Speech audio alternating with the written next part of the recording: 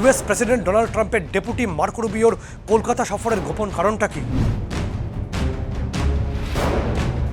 আমেরিকার secret file eastern corridor plan decode হলো কিভাবে? পাকিস্তানি মদতে ইন্দো বাংলাদেশ সীমান্তে কি পরিকল্পিতভাবে উত্তেজনা তৈরি করছে বিজিবি? পাক সেনাপ্রধানকে সিক্রেট ইনফরমেশন শেয়ার করে কি গোপনে দেশ ছাড়লেন মোহাম্মদ ইউনুস? পাক বর্ডারের অ্যান্টি টেরর মেকানিজম কেন এবার বাংলাদেশ সীমান্তে ইনস্টল করছে বিএসএফ?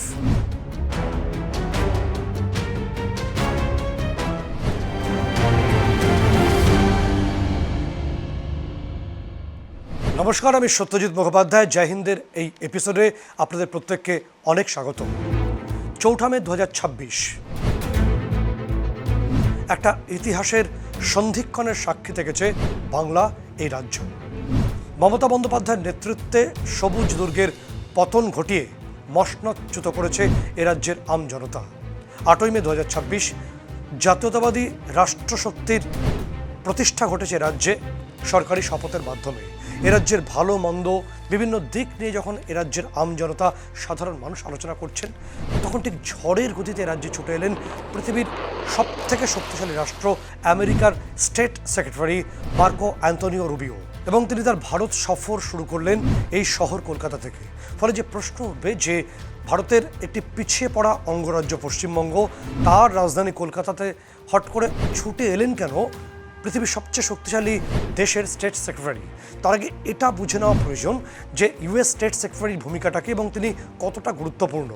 আমেরিকার আইন অনুসারে যিনি স্টেট সেক্রেটারি অফ ইউএসএ হন, তিনি মূলত সে দেশের যিনি প্রেসিডেন্ট হন, এখন যেমন ডোনাল্ড ট্রাম্প আছেন, তার বিদেশ সংক্রান্ত যাবতীয় নীতি নির্ধারণ করেন এই ইউএস স্টেট সেক্রেটারি। তিনি মুখ্য পরামর্শদাতা হন। এছাড়া আমেরিকার যে ন্যাশনাল সিকিউরিটি পলিসি, তাতেও গুরুত্বপূর্ণ ভূমিকা পালন করেন স্টেট সেক্রেটারি। কে স্টেট সেক্রেটারি হবেন সেটা বেছে নেন মূলত আমেরিকার প্রেসিডেন্ট। এটাই মূলত সেখানকার নিয়ম বলে মনে করা হয়। এবার যে প্রশ্নটা উঠবে যে ইউএস স্টেট সেক্রেটারি হঠাৎ এত দ্রুত এ রাজ্যে ছুটে এলেন কেন, এবং তিনি এ রাজ্যে এই শহর কলকাতায় এসে করলেনই বা কী? আমরা বলছি একে একে প্রত্যেকটা ডিকোড আমরা করবো আপনাদের সামনে।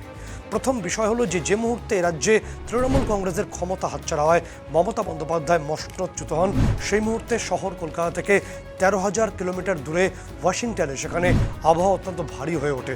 গোয়েন্দা রিপোর্ট বলছে যে বাংলায় তৃণমূল কংগ্রেস আসছে, এই বিষয়টিকে ধরে নিয়েই মূলত আমেরিকার যে কুখ্যাত গোয়েন্দা সংস্থা আছে CIA, তারা তাদের যাবতীয় কর্মকাণ্ডকে রেডি করছিলেন, তাদের ওয়ার্ক ফাইলকে রেডি করে ফেলেছিলেন পর্যন্ত।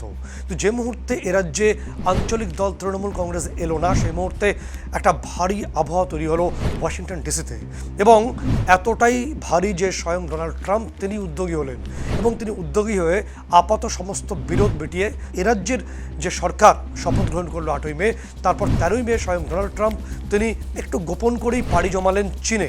এবং গোয়েন্দা রিপোর্ট অনুসারে মনে করা হচ্ছে যে ডোনাল্ড ট্রাম্প তার ইস্টার্ন করিডর প্ল্যানকে অক্ষুণ্ণ রাখার জন্যই খুব দ্রুত চীন সফর করলেন। যেটা বুঝে নেওয়ার প্রয়োজন যে কলকাতায় এসে আমেরিকার প্রায় দ্বিতীয় ক্ষমতাসম্পন্ন ব্যক্তি বা ডোনাল্ড ট্রাম্পের ডেপুটি মার্কো রুবিও তিনি কী করলেন। যে তথ্য আমরা জানতে পারছি বিভিন্ন গোয়েন্দা রিপোর্ট অনুসারে, তাতে মার্কো রুবিও শহর কলকাতায় এসে কোনো সরকারি প্রোগ্রামে যোগ দেননি। পরিবর্তে তিনি মিশনারিজ ইনস্টিটিউটে পৌঁছে যান খুব দ্রুত, এবং সেখানে বেশ খানিকক্ষণ সময় কাটান। যখন তিনি মিশনারিজ ইনস্টিটিউটে সময় কাটাচ্ছেন, তখন সমস্ত সংবাদ মাধ্যমের ক্যামেরা, বিভিন্ন ক্যামেরা একদম বাইরে ছিল, অর্থাৎ প্রবেশ অধিকার ছিল না। এমনকি রুবিওর সঙ্গে তার যে ব্যক্তিগত ফটোগ্রাফার বা যারা ভিডিওগ্রাফার আমেরিকা থেকে এসেছিলেন, তাদেরকেও বাইরে রাখা হয়েছিল। গোয়েন্দা রিপোর্ট অন্য কথা বলছে। গোয়েন্দা রিপোর্ট বলছে যখন তিনি ওই ইনস্টিটিউটের ভেতরে ছিলেন, তখন কি মার্কো রুবিও কোনো ভিডিও কল করেছিলেন এ রাজ্যের কোনো প্রভাবশালী রাজনৈতিক নেত্রীকে? তিনি কি জানতে চেয়েছিলেন? তিনি কোনো তথ্য জানতে চেয়েছিলেন ওই প্রভাবশালী নেত্রীর কাছ থেকে, অথবা রুবিও কোনো তথ্য শেয়ার করতে চেয়েছেন? গোয়েন্দারা সেটা বোঝার চেষ্টা করছেন। একই সঙ্গে আমাদের গোয়েন্দারা সম্প্রতি CIA-এর কিছু গোপন ডকুমেন্টসকে ডিকোড করতে পেরেছেন, এবং সেই যে ডকুমেন্টকে তারা ডিকোড করতে পেরেছেন তার একটি অংশে একটা গুরুত্বপূর্ণ তথ্য তারা উঠে আসছে, তা ভীষণ চাঞ্চল্যকর। সেখানে মার্কিন গোয়েন্দা সংস্থার টপ এজেন্টরা লিখছেন যে তারা এ রাজ্যে একজন প্রভাবশালী রাজনৈতিক নেত্রীর সঙ্গে ক্লোজ সম্পর্ক রাখছেন, তার সঙ্গে তথ্য বিনিময় হচ্ছে বলো ওই ডকুমেন্টে জানানো হয়েছে। সিআইএর যে গোপন ফাইল, সেখানে এই তথ্য উঠে আসছে যা আমাদের গোয়েন্দারা ডিকোড করতে পেরেছেন সম্প্রতি। কিন্তু কেন আমেরিকা বা সিআইএ রাজ্যে আঞ্চলিক দলের প্রতিষ্ঠা চাইছিল রাজনৈতিকভাবে? তার কারণ প্রথমে যেটা বলছিলাম যে ডোনাল্ড ট্রাম্পের যে গোপন প্ল্যানটা আছে, ইস্টার্ন করিডোর প্ল্যান বা সিক্রেট প্ল্যান, সেটাকে বাস্তবায়িত করার দায়িত্ব এই সিআইএর ওপরই রয়েছে।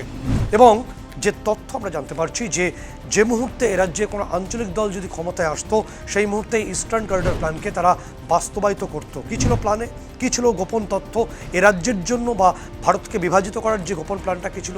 প্ল্যানটা ছিল যে এ রাজ্যে বা দেশে যে ব্রেকিং ইন্ডিয়া ফোর্সেস আছে, তাদের মাধ্যমে এ রাজ্যের পূর্বাঞ্চল বা শিলিগুড়ি করিডোর বা চিকেন স্নেক সংলগ্ন অংশে একটা উত্তপ্ত পরিবেশ তৈরি করতে হবে। এটা প্ল্যান ছিল সিআইএর, এবং তার মাধ্যমে এই শিলিগুড়ি চিকেন করিডোরকে আস্তে আস্তে উত্তপ্ত করে তুলে সেই উত্তাপ পৌঁছে দিতে হবে ভারতের যে বাকি 7টি রাজ্য রয়েছে, যাদের 7 সিস্টার বলা হয়, উত্তর পূর্বাঞ্চলের রাজ্যগুলোকে এভাবে অনেক বেশি উত্তপ্ত করে তুলতে হবে বিভিন্ন ছোট ছোট ইস্যুর মাধ্যমে। এটা প্ল্যানিং ছিল। এবং যখনই ভারতবর্ষের এই অংশ উত্তপ্ত হবে, চিকেন স্নেককে অনেক বেশি খণ্ডিত করে দেওয়া যাবে, সেই মুহূর্তে ভারত দুর্বল হবে। আর সিআইএর প্ল্যানিং অনুসারে যদি ভারতকে দুর্বল করে দেওয়া যায়, তাহলে ইন্দো প্যাসিফিক রিজিয়নে সবথেকে শক্তিশালী হয়ে উঠবে আমেরিকা, রণনীতির জায়গা থেকে, ব্যবসায়িক জায়গা থেকে এবং সার্বিকভাবে। এবং এই ইন্দো প্যাসিফিক জোনে তখন বা এই রিজিয়নে তখন আমেরিকাই শেষ কথা বলবে।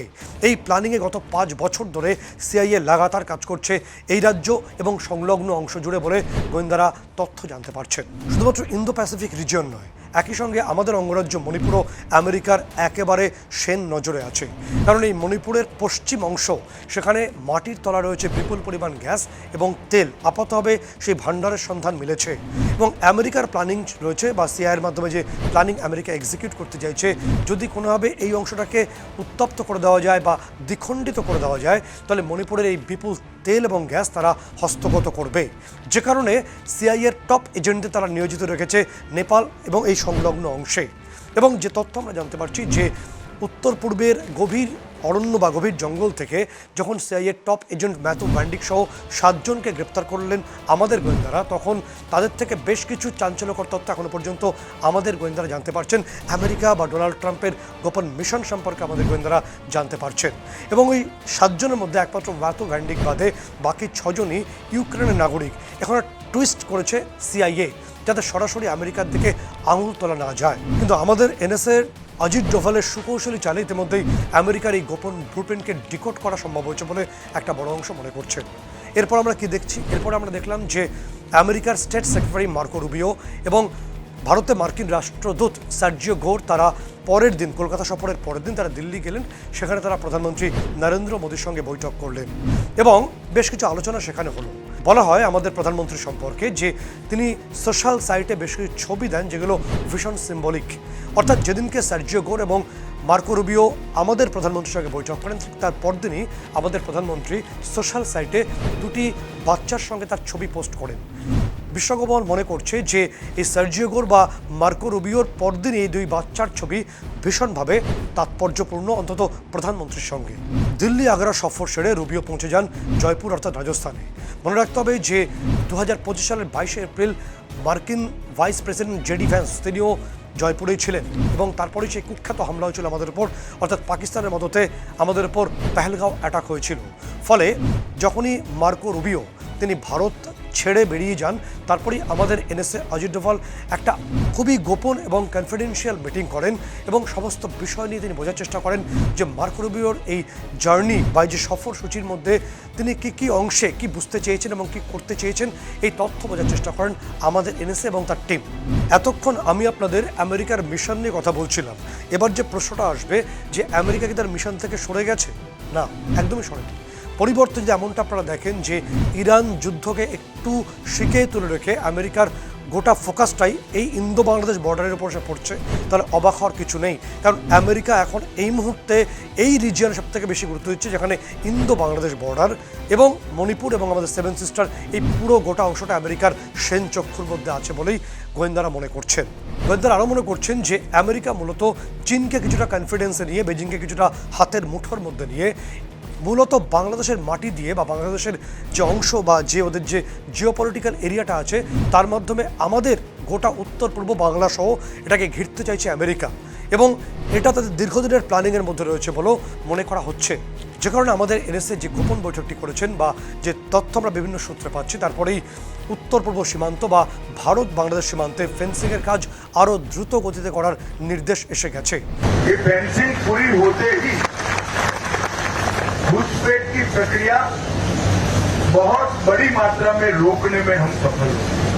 একই সঙ্গে আমাদের স্বরাষ্ট্রমন্ত্রী ন্যাশনাল সিকিউরিটির কথা মাথায় রেখেই তিনি যেমন পাক সীমান্তে জুন মাসে পরিদর্শন করবেন, একই সঙ্গে তিনি ত্রিপুরা হয়ে অসম হয়ে ভারত বাংলাদেশ সীমান্তে দীর্ঘ সময় তিনি পরিদর্শন করবেন। বোঝার চেষ্টা করবেন ভারত বাংলাদেশ সীমান্ত বা বাংলাদেশ এবং বাংলার যে সীমান্ত আছে সেখানে ব্লাইন্ড স্পট কোথায় কোথায় আছে, কোথা থেকে অনুপ্রবেশের চেষ্টা হতে পারে বা কোথা থেকে ফাঁক ফোকর গলে আক্রমণ সারানোর চেষ্টা করতে পারে শত্রু দেশ।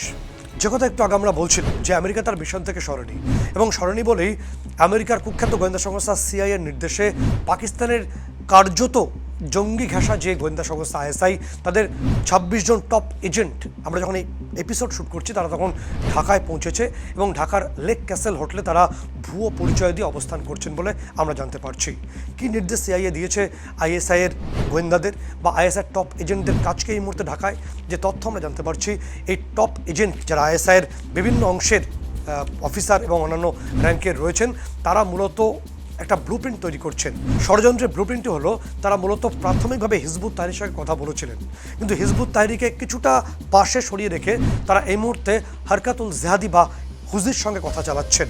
কথাবার্তা মোটামুটি পাকা হয়ে গেছে এবং যে তথ্য আমরা জানতে পারছি বিভিন্ন গোয়েন্দা রিপোর্ট বা বিভিন্ন সূত্র থেকে, তাতে হুজিকে তারা ইতিমধ্যে কনফারেন্সে নিয়ে নিয়েছেন এবং এই হুজির জঙ্গিরা জামাত শিবিরে যোগ দেবে। আমাদের বাংলা সীমান্তের ছড়িয়ে থাকা বিভিন্ন যে জামাত শিবিরগুলো গড়ে উঠছে সম্প্রতি, এবং সেখানে এই হুজি জঙ্গিরাই জামাত শিবিরের সদস্যদের আর্মস ট্রেনিং করাবে এবং যা ব্যবহার করা হবে ভারতের বিরুদ্ধে, বাংলার বিরুদ্ধে বলে গোয়েন্দা রিপোর্টে আমরা জানতে পারছি। এক্ষেত্রে সিআইএ এবং আইএসআই ৯০ দশকের সৈয়দ সালাউদ্দিনের যে হিজবুল মুজাহিদের যে মডিউল বা টেরর মডিউল, তাকে এই মুহূর্তে ইনস্টল করতে চাইছে বাংলাদেশ সীমান্তে বলে তথ্য বিভিন্ন একাধিক সূত্র আমাদের কনফার্ম করছে। তবে উত্তপ্ত পরিস্থিতির মধ্যেই হাটে হাড়ি ভেঙেছেন মোহাম্মদ ইউনুস, বাংলাদেশের ইন্টারিম গভর্নমেন্টের চিফ। ইউনুসের একেবারে রাইট হ্যান্ড তৌহিদ হাসান। তৌহিদ যে বোমাটি ফাটিয়েছেন তা হলো মূলত ভারতকে বিভাজিত করতে, বাংলাকে রক্তাক্ত করতে, বাংলা সীমান্তকে জঙ্গি শিবির দিয়ে ভরিয়ে দেওয়ার জন্য দীর্ঘদিন ধরে প্ল্যানিং চলছে, এবং যে কারণে আমেরিকার ডিপ স্টেট মূলত এই মোহাম্মদ ইউনুসকে পাঠিয়েছিল বাংলাদেশে এবং হাসিনাকে ক্ষমতাচ্যুত করা হয়েছিল এই ডিপ স্টেটের প্ল্যানিং অনুসারেই। এবং তৌহিদ, আমরা বলছি না, তৌহিদ বলেছেন যে প্রত্যেক মঙ্গলবার ঢাকার যমুনা ভবনে মোহাম্মদ ইউনুসের সঙ্গে ডিপ স্টেটের এজেন্টরা বৈঠকে বসতেন যে কতদূর ভারতকে ভাঙার ক্ষেত্রে ইউনুস অগ্রসর হতে পারলেন। যখন তৌহিদ বাংলাদেশের বুকে এই বোমাটি ফাটাচ্ছেন, এই বিস্ফোরক কথাবার্তা বলছেন, এবং আমরা যখন এই এপিসোড শ্যুট করছি তখন বা তার কিছু আগেই বাংলাদেশ বা ঢাকা ছেড়েছেন মোহাম্মদ ইউনুস। যে তথ্য আমরা জানতে পারছি, গত বুধবার ভোরবেলা সকালে একটা টার্কিশ ফ্লাইটে তিনি ঢাকা ছেড়ে প্যারিসের উদ্দেশ্যে গেছেন, এবং যে তথ্য বিভিন্ন সূত্র মারফত জানতে পারছি যে বাংলাদেশের একাধিক গোপন রিপোর্ট, যেটা বাংলাদেশ সরকারের রিপোর্ট, সেটা মোহাম্মদ ইউনুস ঢাকা এম্বাসির দু একজন ঘনিষ্ঠের মাধ্যমে সেই গোপন তথ্য তিনি পাঠিয়ে দিয়েছেন পাক সেনাপ্রধান আসিম মুনিরের কাছে। কত বড় প্ল্যানিং, কত বড় ষড়যন্ত্র বাংলাদেশের বিরুদ্ধে মোহাম্মদ ইউনুস করছেন, নিশ্চয়ই আপনারা সকলে সেটা বুঝতে পারছেন। আপনারা একটা বিষয় ফলো করে দেখবেন যে আমাদের সীমান্তে আমরা ফেন্সিং দেবো, আমরা আমাদের সীমান্তে কাঠধারে বেড়া দেবো, এটা তো একটা নির্দিষ্ট বিষয়, এর মধ্যে তো কোনো বিরোধের বিষয় নেই।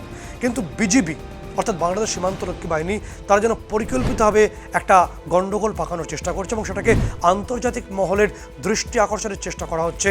এই আইএসআই প্রভাবিত বিজিবির একটা অংশ সেই চেষ্টা করে চলেছে, এবং যে কারণে গত মাত্র কয়েকদিনে যখন আমাদের তরফে বিএসএফ, আমাদের সরকারি আধিকারিকরা এই ফেন্সিং দেওয়ার কাজ শুরু করেছেন, এখনও পর্যন্ত যে তথ্য আমরা জানতে পারছি, মোট ভারত বাংলাদেশ সীমান্তের বিভিন্ন জায়গায় অর্থাৎ দোহগ্রাম, লালমনিরহাট সহ একাধিক জায়গায় ৮টি অংশে বিজিবি এই অশান্তি পাকানোর চেষ্টা করেছে, তারা গণ্ডগোল পাকানোর চেষ্টা করছে, এবং বিজিবির অতীত বলছে তাদের হাত রক্তাক্ত হয়েছে অতীতেও।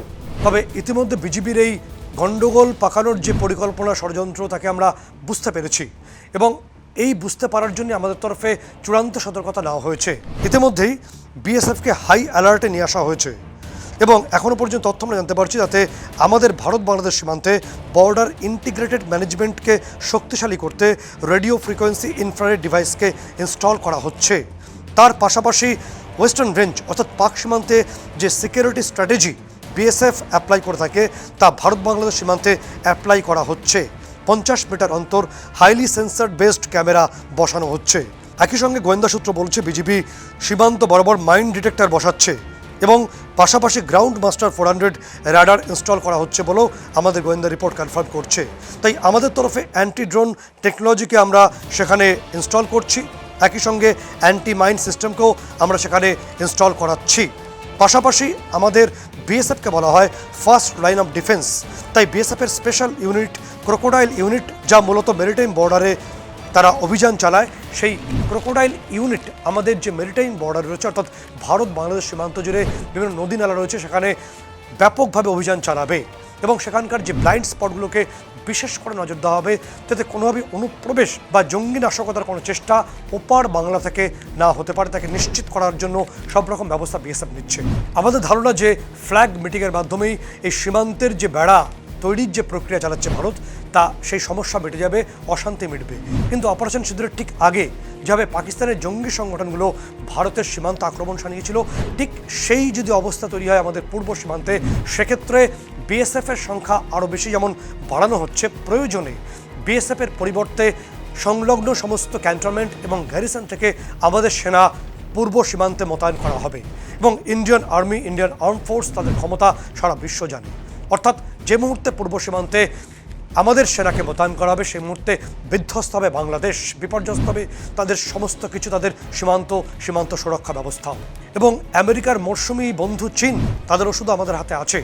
তাদের যে মালাক্কা স্ট্রেইট রয়েছে, সেই মালাক্কা স্ট্রেইটকে যদি প্রয়োজন মনে করে আমরা মুহূর্তের মধ্যে চোখ করতে পারি, অর্থাৎ সেটাকে একদম সংকুচিত করতে পারি তার এন্ট্রি পয়েন্টকে, এবং সারা বিশ্ব জানে যে চীনের 75% বিজনেস এই মালাক্কা স্ট্রেইট দিয়ে হয়, ফলে চীন বাড়াবাড়ি করার সাহস দেখাবে না বলে বিশেষজ্ঞরা মনে করছেন।